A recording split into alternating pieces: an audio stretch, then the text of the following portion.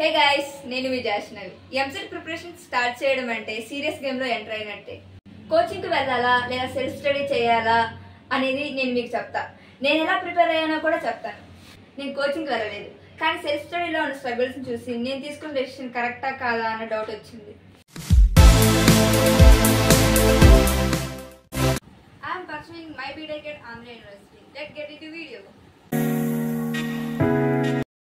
Between coaching centres and self study గురించి చూద్దాం. ఇప్పుడు కోచింగ్ సెంటర్స్ లో అడ్వాంటేజెస్ వచ్చేసి డైలీ టైం టేబుల్ ఫిక్స్ గా ఉంటుంది, అంటే అది స్ట్రక్చర్డ్ ప్లానింగ్ తో ఉంటుంది. Instant clear, sir doubt sir అంటే డౌట్ సాల్వ్ అవుతుంది.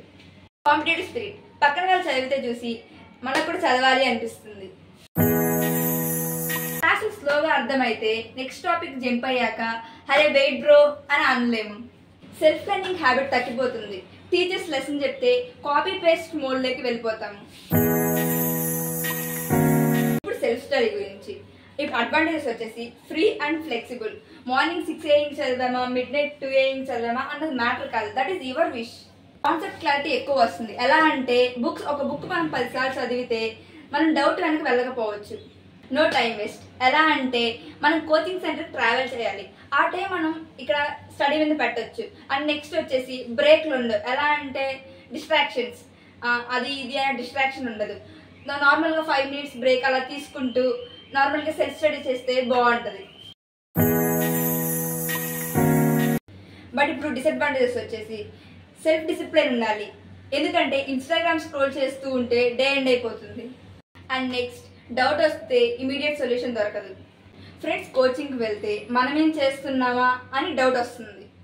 అండ్ ఇప్పుడు వచ్చేసి my EAMCET strategy, what I did.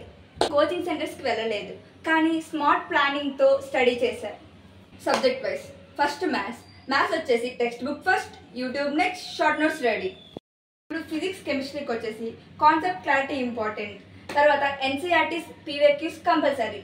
Mock test నేను వచ్చేసి పెద్దగా అటెంప్ట్ చేయలేదు, కానీ మీరు వచ్చేసరికి 2 or 3 days ఒకసారి ఒక మాక్ టెస్ట్ అటెంప్ట్ చేసి వాటిని అనలైజ్ చేయండి. మీ మిస్టేక్స్ ని అనలైజ్ చేసుకోండి, మీకు క్లారిటీ వస్తుంది. రిజల్ట్స్ వచ్చేసరికి ఎంసెట్ లో గుడ్ ర్యాంక్, ఆంధ్ర యూనివర్సిటీలో admission, and I'm sharing my journey with you. Which one is best for you from my point of view? If you need guidance and structured planning, coaching is best for you. If you are self-motivated and love flexible learning, self-study is best for you. Preparation లో method important కాదు, dedication important.